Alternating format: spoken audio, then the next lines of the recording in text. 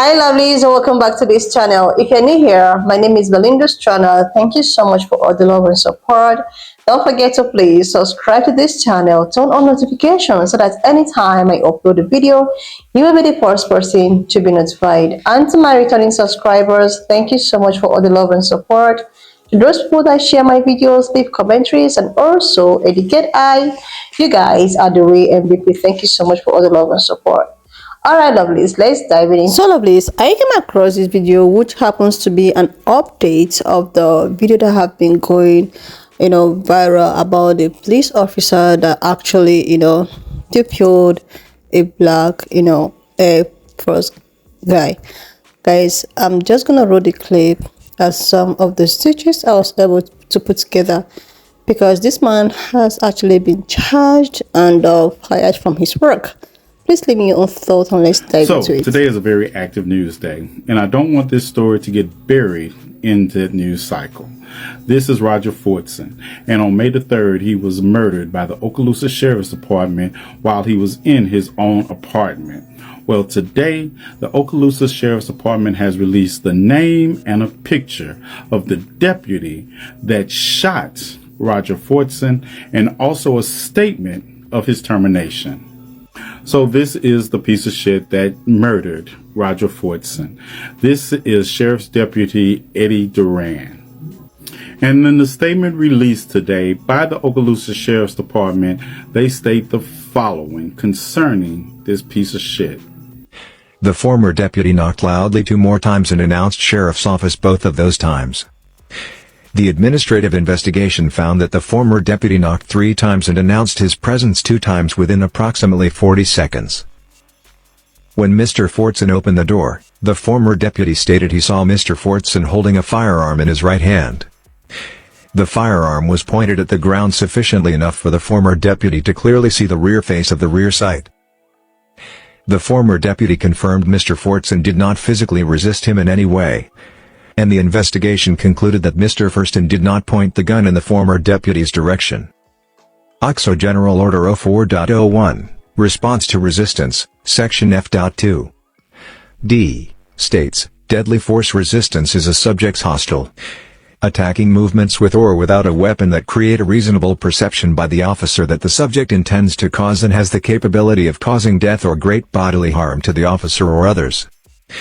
The objective facts of the administrative investigation concluded that Mr. Fortson did not make any hostile, attacking movements, and therefore, the former deputy's use of deadly force was not objectively reasonable under OSCO's policy. This tragic incident should have never occurred, said Okaloosa County Sheriff Eric Hayden. The objective facts do not support the use of deadly force as an appropriate response to Mr. Fortson's actions. Mr. Fortson did not commit any crime. By all accounts, he was an exceptional airman and individual. Sheriff Hayden continued, "Our mission at the Okaloosa County Sheriff's Office is to ensure fair and equal administration of the law, safeguard civil liberties and preserve public safety, doing so with professionalism and unity of purpose, while being good stewards of the public trust. As your sheriff, I am committed to this mission and to ensure our deputies adhere to the professional and safety standards that come with the inherent risk of being a first responder who, by the very nature of their calling, must respond to potentially dangerous situations where they cannot know what they are about to encounter. In this case, the former deputy did not meet the standard of objective reasonableness and his use of control to resistance was excessive.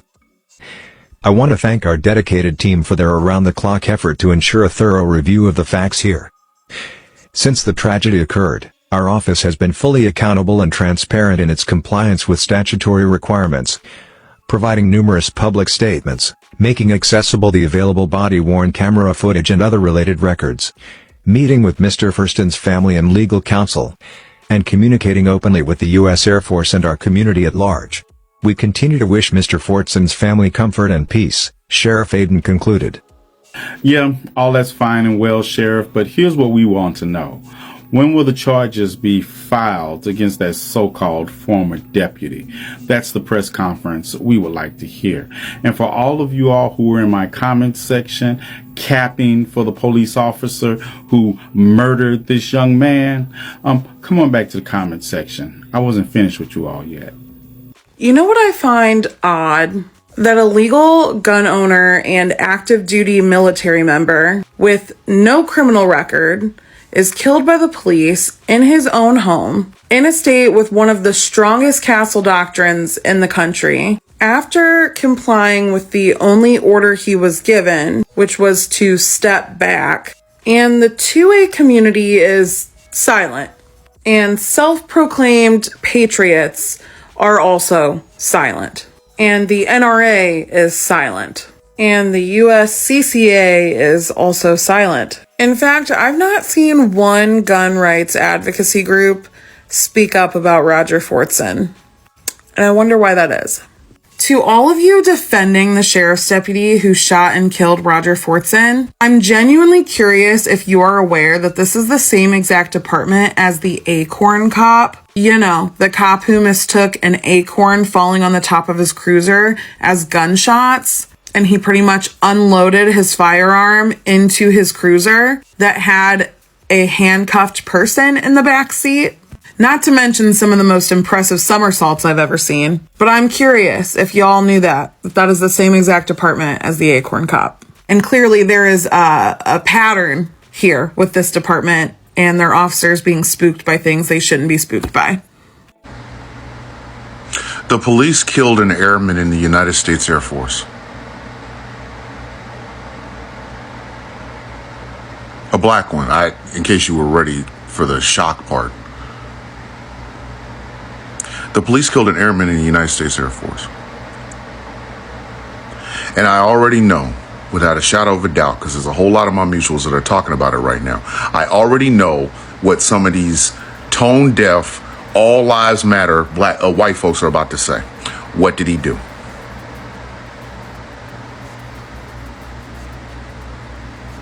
You know how I get under this skin? We know what Ashley Babbitt did. That's why she got a special made hot fucking souvenir from Washington, D.C. This is why.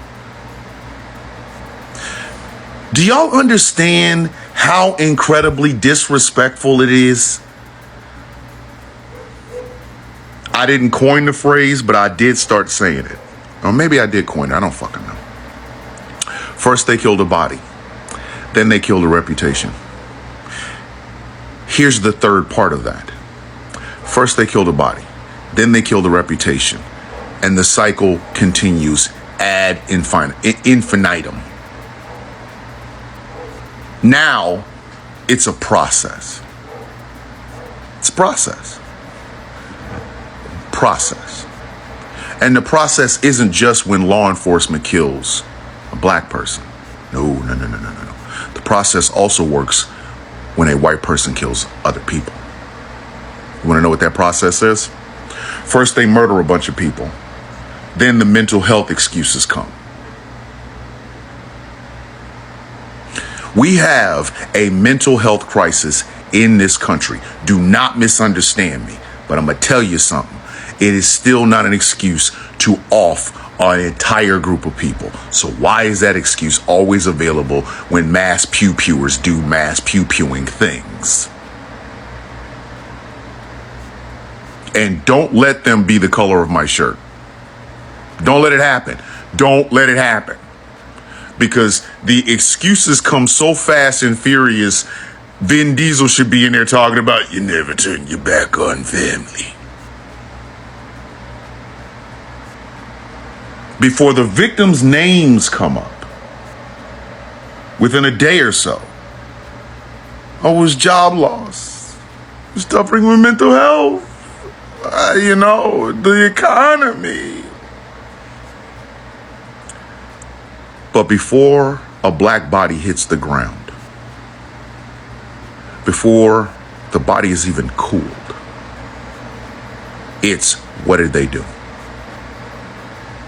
Because obviously they had to have done something to get 60-degree bullets in them. Obviously this airman had to have done something to have his life snuffed the fuck out by law enforcement. Had to do something. Because black criminality.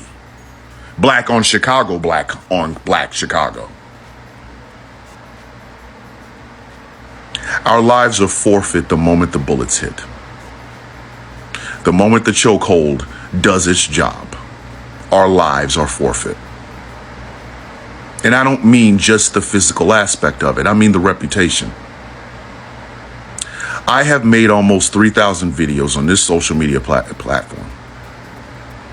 November 4th of this year will make 4 years that I have done this. If I go outside right now, have a run-in with law enforcement, a bad cop on a bad day who just don't like me, and my life is ended before my body hits the ground, there will be people who see me every single day, know what I talk about, know what I stand for, know the friends that I have. They have laughed with me. They have cried with me. They have been entertained by me. They have been angered by me. Somebody is still going to ask, well, what did he do?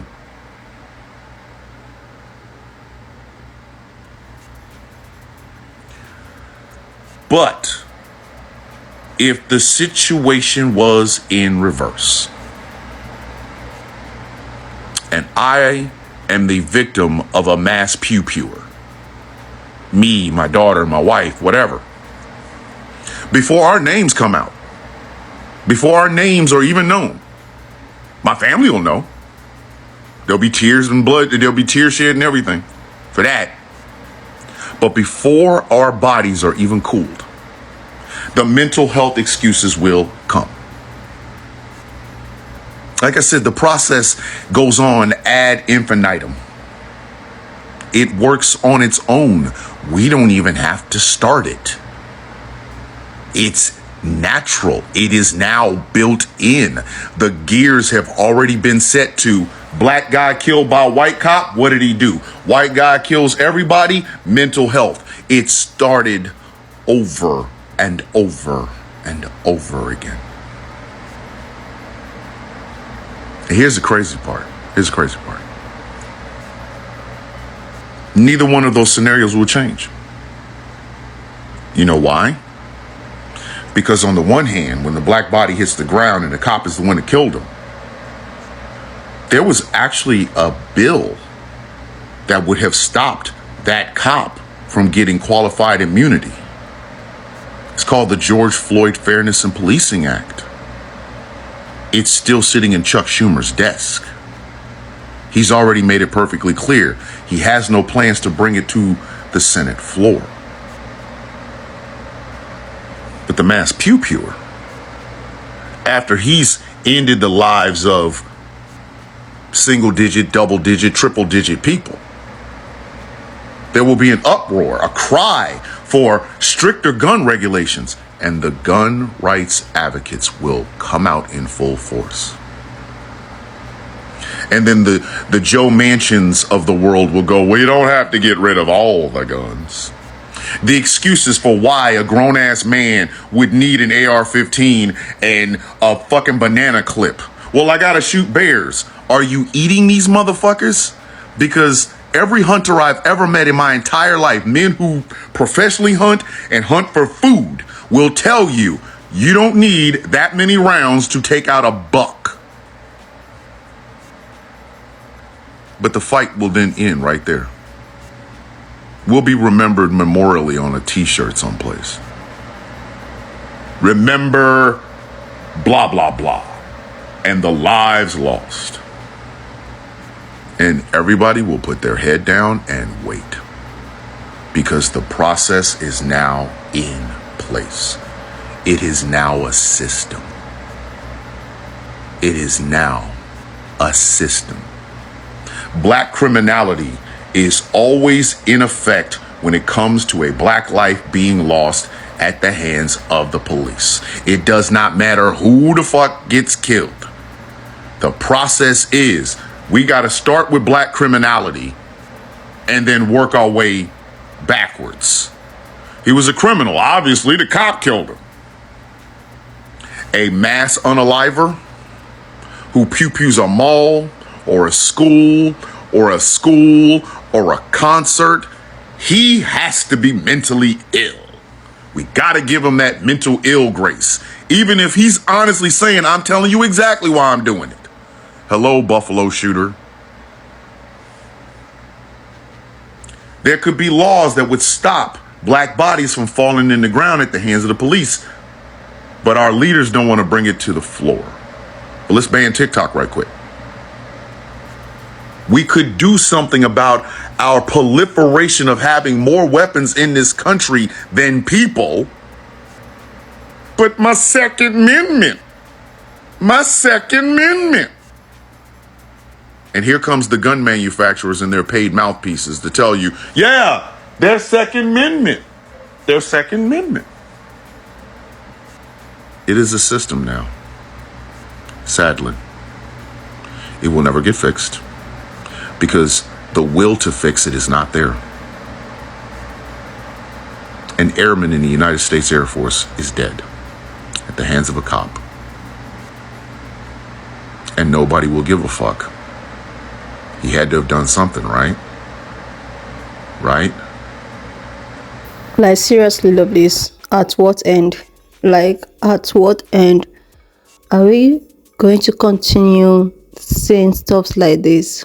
The same style, the same happenings, the same, fight from job. Before you know it, it's all forgotten. Then move to another story. Then might actually repeat itself again and again and again. So this young man, if you've been following this video or this case, and maybe you've not, I just want to refresh you. So this happens to be a young 26-year-old or 23-year-old black guy who decided that he was going to be a good human being. He was going to pursue his career in the force. He decided that he actually don't want to be a loser. He decided that he wants to be of a good conduct. He decided that he wants to serve the society. And one day he was just on FaceTime in his house, probably with his girlfriend and all of that. And before you know it, he heard a knock, and he was like, the girlfriend was actually narrating because he was actually on FaceTime with his girlfriend. The girlfriend was like, he heard a knock, and he was like, who is that? And nobody responded. He heard the second one. Third, nobody responded. Then he decided that he was going to go to check it out. Upon opening the door to his house or to his apartment, that was when everything unfolds. The thing is that he was not actually pointing what he has in his hand. He was not pointing at it. But this man decided to and now he's asked a question. All he could do is either him or me. Someone that was not even attacking you. Someone that was not even attacking you. There's a video I posted, about the same thing. What happened is that the Karen actually called a 911. She went ahead to narrate how she's hearing aggressive voices from this young man's house or his apartment, that she's hearing an aggressive voices that might actually lead to what we call a dispute or something. So she's so scared because of the aggressive voice coming from that apartment. That was why she had to call the 911. And they were asking her of the house numbers and all of that. She was like, she's not too sure, but it's just coming from this apartment. And this lady never thought if maybe he's actually a young guy. If he was actually maybe playing a video game and he was like, or maybe a football match, you know how it is, you know how guys do, you know how loud they can be when they're playing games and all of that. She never thought about that. All she could thought about is there is a noise coming from an apartment of a black dude that might actually be, an aggressive or something that must actually needs to lead to a fight. So I'm in need of help. You have to help me because this guy is actually a black person. So this is what that is in her mind. She never thought about the consequences of calling 911 and making them believe as if there is something happening. They would never thought about that. They all believe that, oh, if it has to do with black person, this person is a loud person. Probably, I don't even know how the lady, the punk colored woman that made this call, I don't know how she will feel to actually think that the call she made, made someone to lose it all. The call she made without verifying made someone, some family, to lose a brother, son, lover. I don't think she can actually forgive herself because it all started with her. It all started with the call she made. After that, to the officer, I thought it was actually nice to. The question I keep asking myself before someone becomes a first person, I thought these people used to go through a lot of screening, psychological tests, and all of that. You have to know when this person is actually your enemy or your friend. But no, they don't care. Since this person is, these people are automatically the bad people.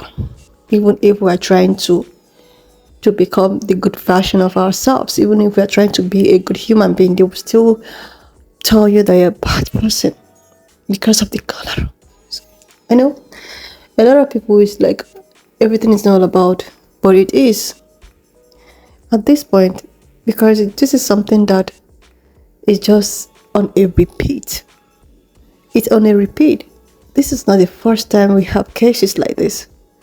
This is not even the second or the third time or the fourth or fifth. This is just something that is just an occurrence. Like seriously, when I saw this for the first time, I was like, it has happened again. It has. This actually reminds me of a video that everybody know George Floyd. Everybody know that one.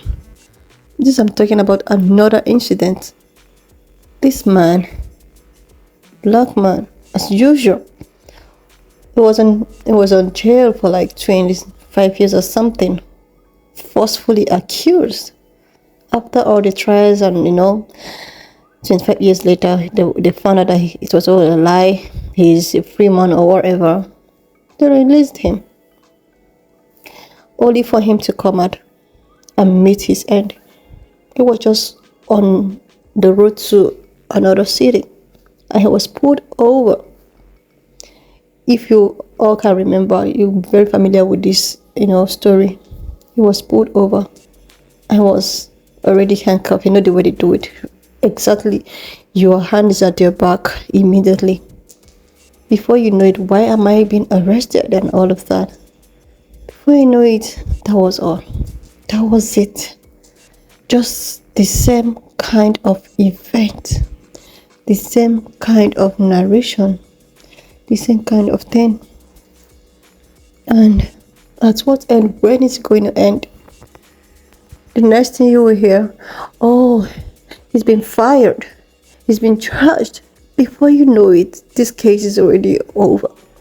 Just like it is just a repeated, the same style, the same story, mistaken identity. Oh my God, it was just a mistake. Oh my God, oh, why did we even do this? Oh my God, he's been fired. Oh my God, it was actually a mistake. We're so sorry. The same thing. Like, to what end? How? To what end? I just feel sorry for the family. I feel sorry for the relation. Like, I can't even imagine what the mom is going through. He never did nothing. He was just on. Yes, lovelies, why not just leave me your own thoughts in the comment section of what you think of this video, and do not forget that we do not support any form of bullying, harassment or whatsoever. We're just here for educational purposes, so please share this video, subscribe to this channel if you're here to do that, and I will see you lovelies when I upload the next one. I've watched up to this extent. Thank you so much for all the love and support. Why not just leave me your own thoughts in the comment section of what you think of this video. And do not forget that we do not support any form of bullying, harassment, or whatsoever. We're just here for educational purposes. So please share this video, subscribe to this channel if you're here to do that. And I will see you lovelies when I upload the next one.